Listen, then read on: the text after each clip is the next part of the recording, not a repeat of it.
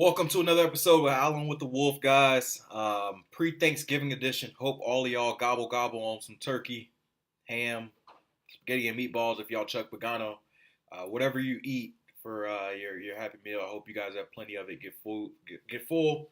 Don't be afraid to get that happy extra plate. But for the next 20 minutes or so, let's talk some football. I want to talk about what's heading up with us going into Week 12. Obviously, the Miami Dolphins at the Indianapolis Colts this week. And for those who are Dolphins fans, we'll have plenty to talk about. Ryan Tannehill's return is something that's very intriguing and adds a lot of new elements to a Dolphins season that seem to be teetering downhill. So we'll discuss that. We will discuss Frank Gore's return to Indianapolis. We will discuss the Saints, the Rams, and the Chiefs offense, and exactly how far these teams are the Dolphins are to these teams. They seem to be the juggernauts going forward of this division. So I think that it's going to be very intriguing to see how the NFL evolves from those teams. So we'll discuss that. I'll take your guys' questions. I have a few coming in already, but I'll take some of those. And then I'll give you a little preview of what you expect from me writing-wise this weekend. I've been working on a piece that I think you guys will really enjoy. So as always, come high with the Wolf. Share with your friends. Share on social media. And we'll go ahead and get this thing popping. So I'll go ahead and just jump into the meat of this thing. Week 12 for the Miami Dolphins, and they are 5-5, headed to another 5-5 team in Indianapolis. Very important game. Andrew Luck and the Colts, really strong. Miami Dolphins started 3-0 and starting to go downhill. How can the Miami Dolphins beat the Indianapolis Colts? It starts with their X factor, Ryan Tannehill, the guy who hasn't been here over the last 5 games. And I know that a lot of the Dolphins fan base is really hot or cold on Ryan Tannehill. And I think for one moment, let's put away our pitchforks or our Saint hats for Ryan Tannehill and just realize the opportunity and the circumstance that's ahead of him over these these next 6 games. So I think that this is going to be a period where, for better or for worse, Ryan Tannehill has a chance to redefine whatever the narrative you have of him is. And I see your question, Jaconda. I think that these last 6 games will, one, decide if the Dolphins go to the playoffs or not, but 2, decide how we look at Ryan Tannehill as the Dolphins' long-term starting quarterback starting in 2019. And I think I'll do some deeper dives on this starting next week about what the Dolphins should do about him in 2019 going forward. Should they keep him going forward? Should they draft another quarterback? These are all conversations that we'll have through the offseason and I'll have over the next week or so.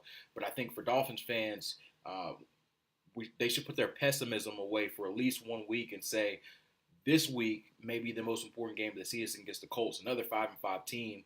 If they find a way to win this week and they're 9-point underdogs against another 5-5 team on the road, then all of a sudden you have to start thinking, playoffs? This actually looks realistic. The way their schedule sets up, they still have 2 games against Buffalo, who is probably one of the worst teams in the league.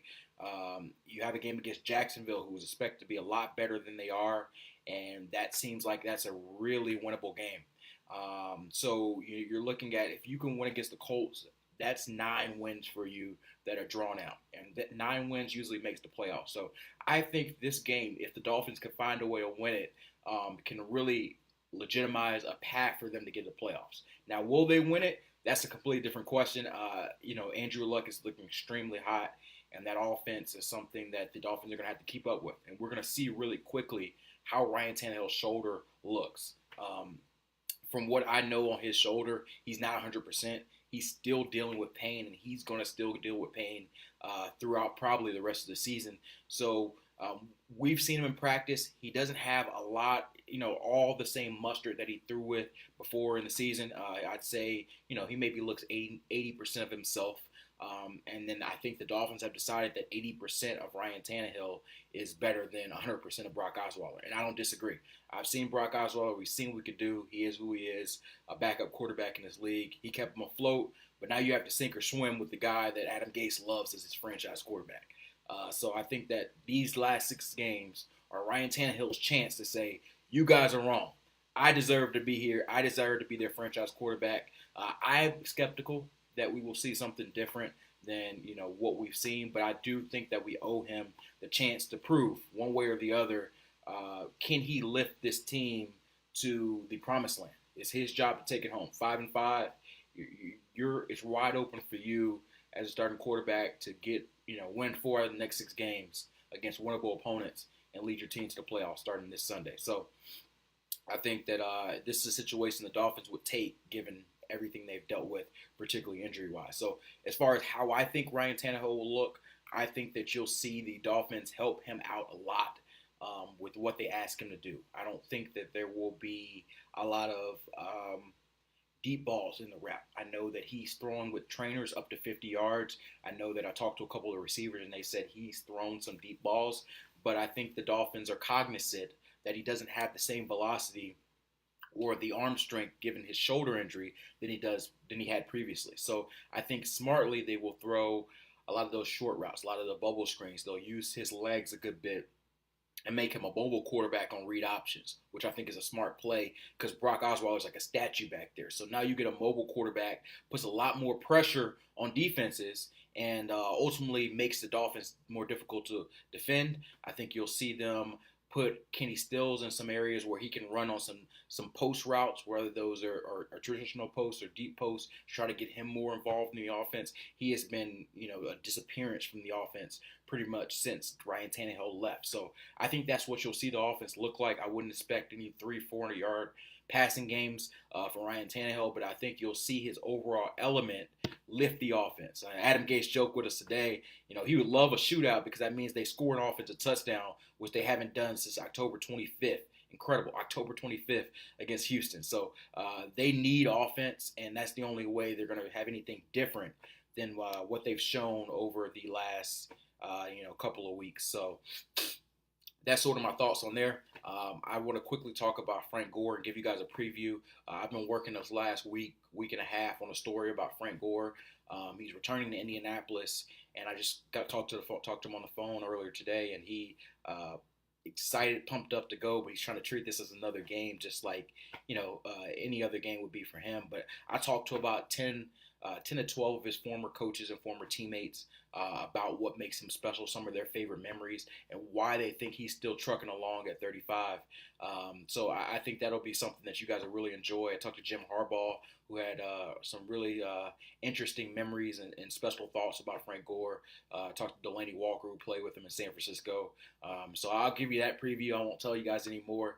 But Saturday on ESPN.com, look for that, and that's going to be a good piece.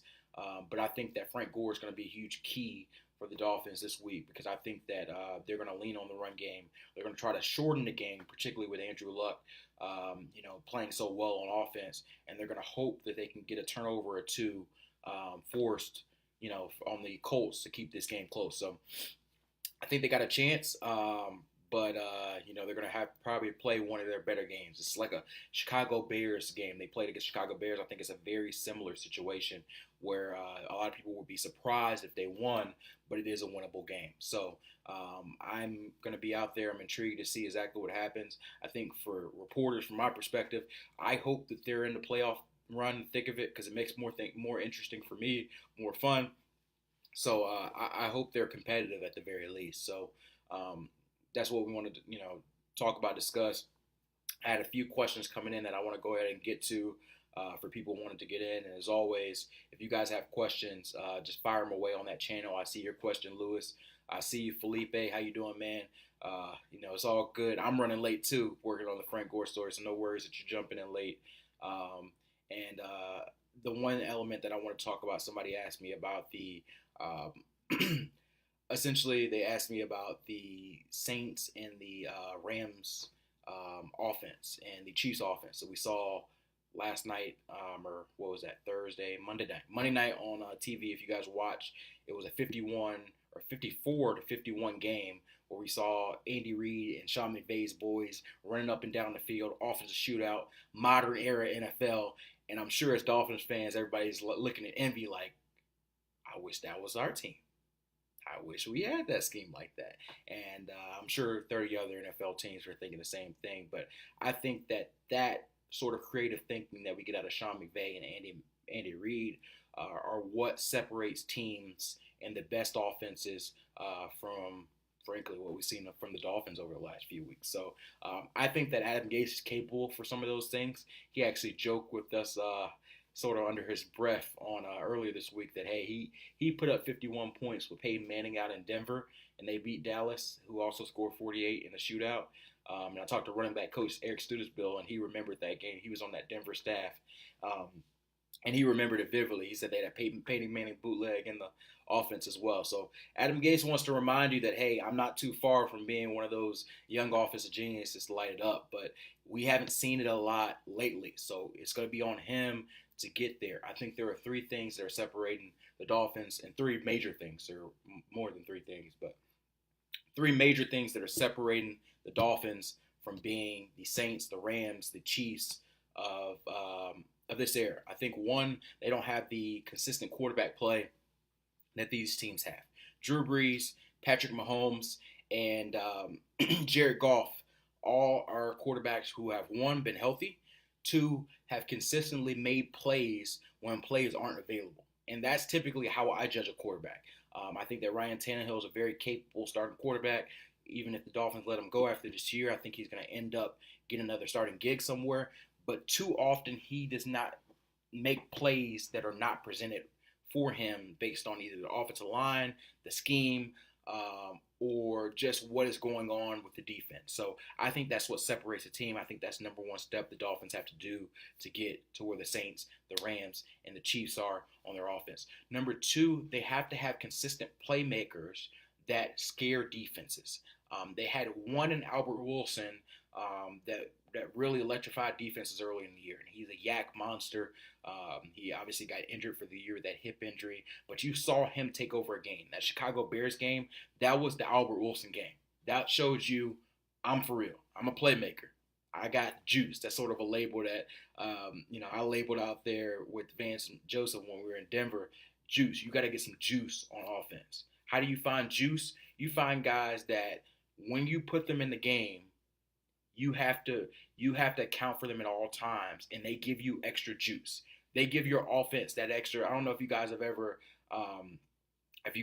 played Sonic, the Sonic game, where you get the little coins and that starts to make you go faster. It gets you a lot of things. Or if you're playing Mario and you get the mushroom and you boost up, or the flower, all these little things that basically juice you up. You need those players that juice you up. Albert Wilson is a juice player. Last five to 7 games of last year, Kenyon Drake was a juice player. You need 3 or 4 juice players on your offense to really electrify them to the next level. The Kansas City Chiefs, they have Tyreek Hill, good Lord, excuse me. They have Travis Kelce, and they have Kareem Hunt. 3 juice players off the top. And they have other solid players like Sammy Watkins that's in there. And they can do different things like that. And Patrick Mahomes, the quarterback himself, is essentially a juice player. So they are able to do things, special things, because of those players. So I think that's the number 2 element of that. And number 3 element, I think you have to have a play caller that's willing to step outside of the box of traditional NFL thinking and is willing to do things outside of what we've always done it, because that's the way we do things in the league. Going for 2 when you're up 7 in a situation is those type of situations. I've always thought, why don't teams do that more? Go for a chance to win the game. Go for a chance to be up 9 and win the game.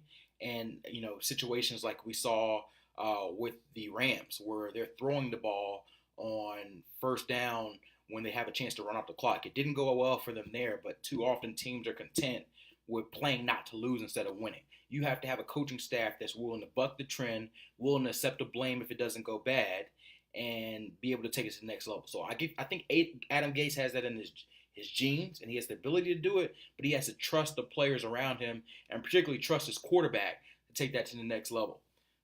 So that's my 3 elements of what can get a team to that next level, that ability to get some juice, that ability to get a play caller that's willing to take risks, and that quarterback that is able to extend you above exactly what you have on your team. So I think all those things the Dolphins are able to get, and if they get those, then you can start looking at them on the next level and competing with the Chiefs and the Rams and the Saints offense wise.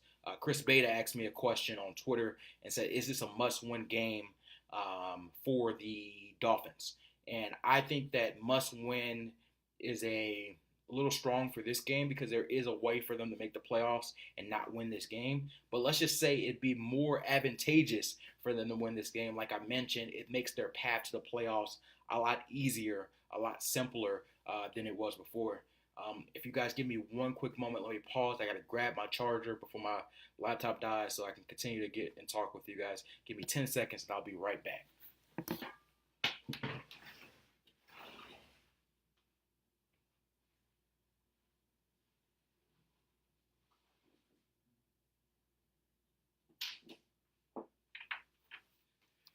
All right, thanks guys for sticking with me. I was not.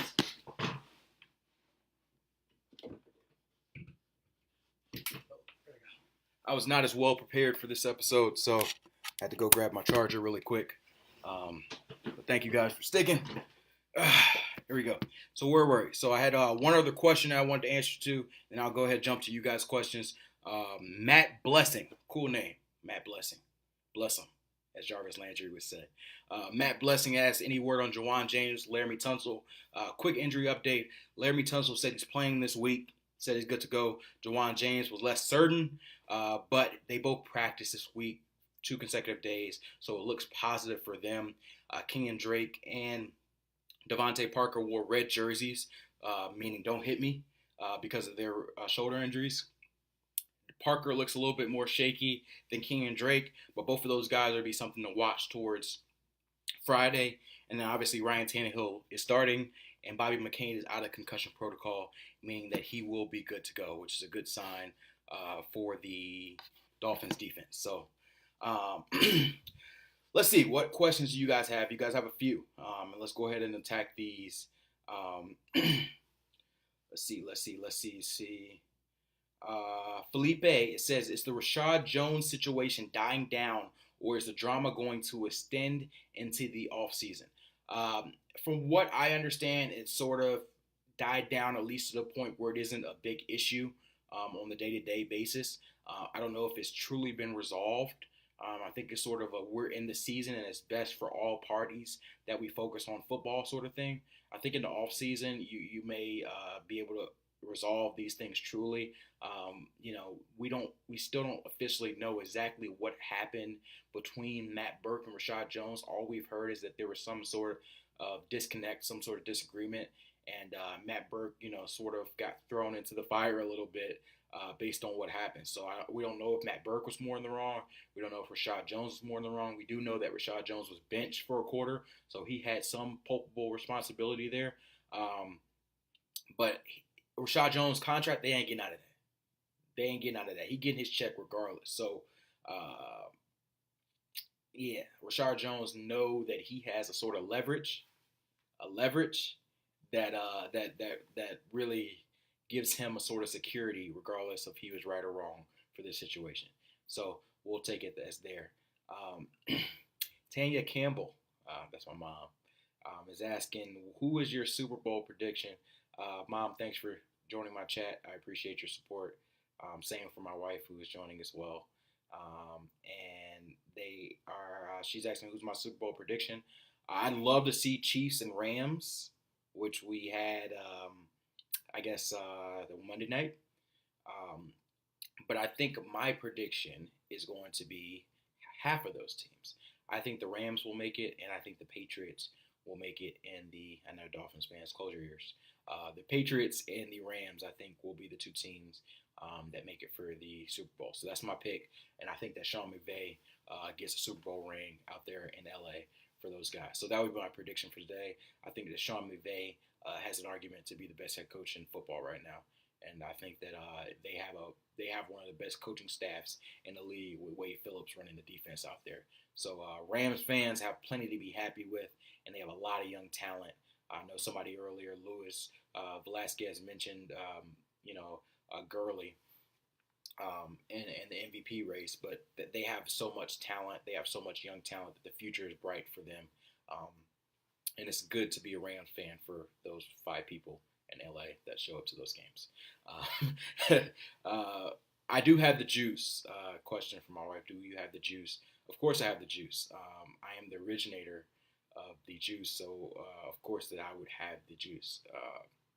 I'm the spark. I believe I'm the spark that makes a lot of things go. But enough about me. Um, on the Eagles, the Super Bowl champions. What is going on with the Eagles? They are 4-6. They, like the Dolphins, have been rash with a lot of injuries, particularly in the secondary. I think I saw today that their top 4 cornerbacks aren't practicing and unlikely to play this week. That's an incredible injury issue to overcome. But also, like a lot of teams that win the Super Bowl, I'm sure they lost a little bit of desire. I saw that they lost a little bit of fight, and then other teams ravished their role players. Guys who win Super Bowls have higher value in the free agent marketing, so they lost people who they probably didn't view as key contributors or replaceable contributors, and they made a bigger impact than they thought. So I wouldn't count the Eagles out just yet because that NFC East is extremely weak, particularly with Alex Smith injured. But it's not looking great for Philly. They haven't had a great year. Let's see. Another question from Felipe Alzamora. How much do you hold Tannehill accountable for when the entire offensive line is hurting and you're missing a dynamic receiver like Wilson and even Grant? Adam Gase supporter, there you are. I knew that Adam Gase was here somehow, and I think that he is going under the pseudonym Felipe. I'm just kidding, man. I'm just kidding. It's funny because Adam Gase referenced this in talking about owner Steve Ross. Somebody kind of asked him a way about question, saying, how does owner Steve Ross, how are your conversations going with him going? Obviously, this is 3rd year for Adam Gase. I don't believe that he's firmly on the hot seat, but I've seen crazy things in the NFL. So, how does Steve Ross judge Adam Gase at the end of his 3rd season if he doesn't make the playoffs? Is it something where he's willing to replace him and start and clean house?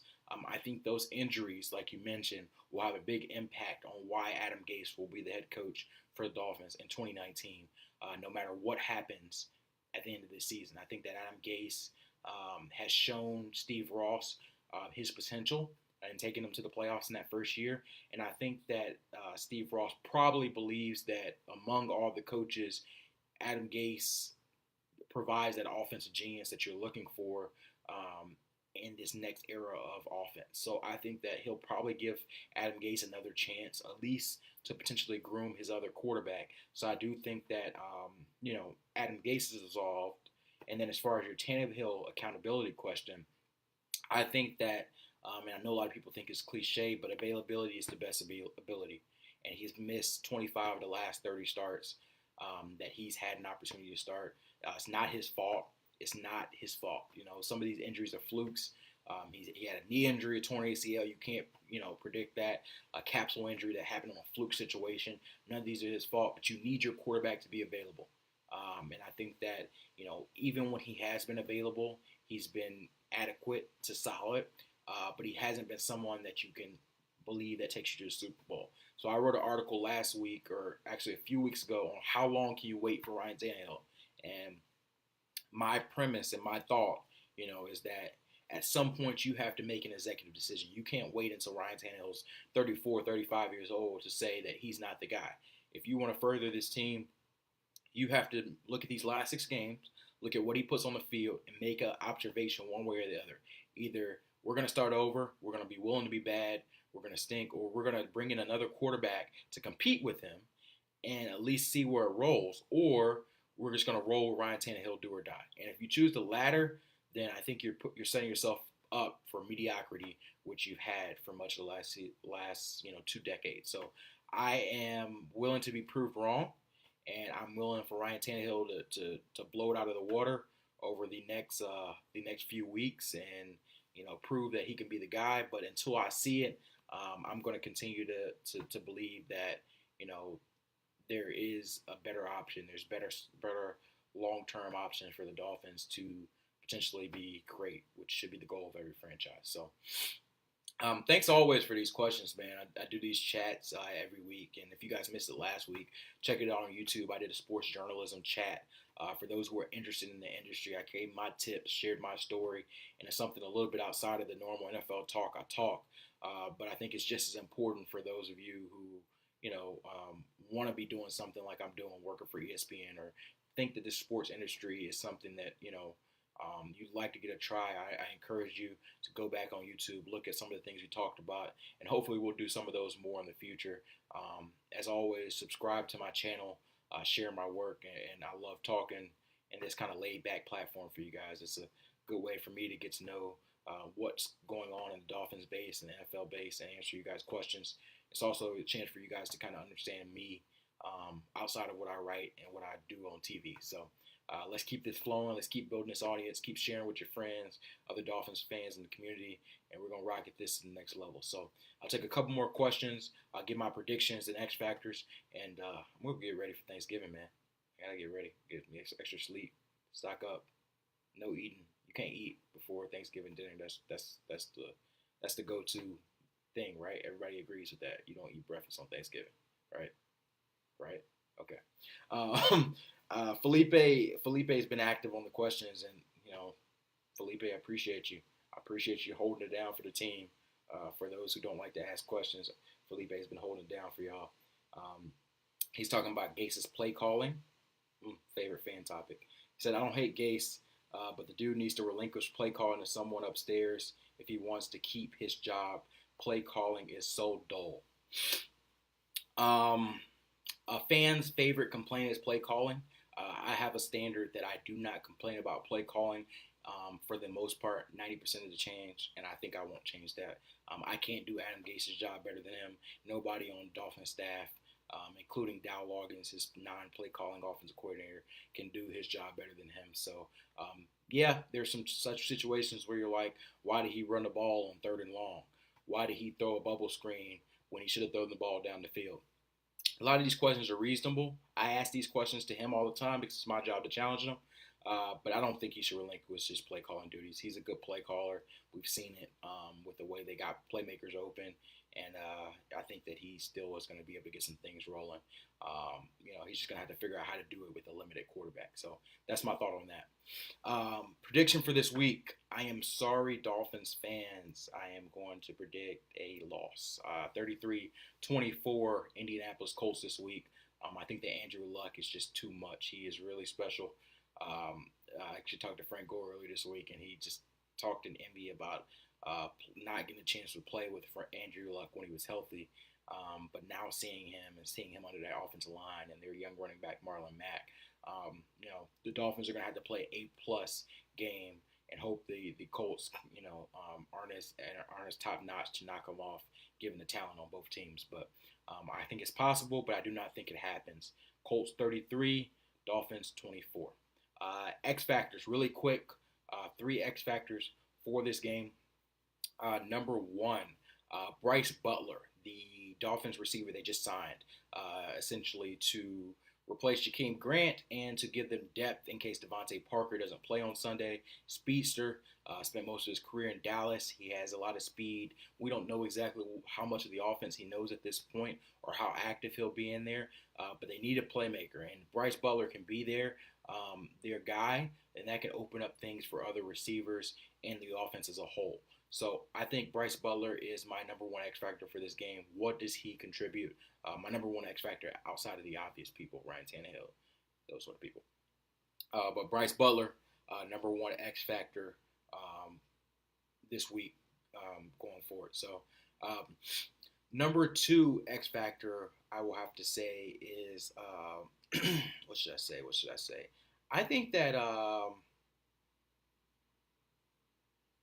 you know what I'll go with? I'll go a little bit outside the box for this. I will highlight the Dolphins special team unit as an X factor. 3rd most important to most people, not to Darren Rizzi. 1st most important to Darren Rizzi. But 3rd most important unit to most teams. And the Dolphins special teams has been one of their strongest units, probably their strongest unit all year. They had a block kick and a fake punt return executed in their loss against Green Bay. I think they're going to need some electric plays this week from their special teams unit to pull it off. Leonte Carew deserves a shout out for how he played 2 weeks ago. Uh, Mike Hull has been a consistent playmaker on that unit. Walt Aikens have been consistent playmaker on that unit. So I think out of those three guys and that whole unit, they're going to need to be the X factors. They're going to need a play that shifts the game on special teams, whether it's a forced fumble, whether it's a block kick, whether it's a return touchdown, one of those things to give them an edge on a game where they don't have the advantage on paper. I think that's going to be my second X factor. And my third X factor is always on the opposite side of the field on the Colts. And I'm going to look at, I don't have his name offhand, so I'm just not even going to fake like I know it. But the backup center for the Indianapolis Colts, Ryan Kelly, is not going to play this week. He ruled out. The backup center, I don't have it in front of me, but whoever that is for the Colts is my third X factor. This Indianapolis Colts offensive line has been one of the best in football. And the center position typically handles the communication for the offensive line. How much does the loss of Ryan Kelly disrupt this Indianapolis Colts offensive line? Does it make them more vulnerable to a Dolphins defense that needs to get pressure on the quarterback and to get things going to be able to create an impact? So I think that there is going to be some situations where Cam Wake and some of these pass rushers can get after the quarterback, and I think that if the Dolphins capitalize on them, that could flip the field for them in the game. So, Felipe, thanks for your compliment, man. As always, it's fun to chat with you guys. Hope everybody has a happy Thanksgiving, and I will see you guys back here next week.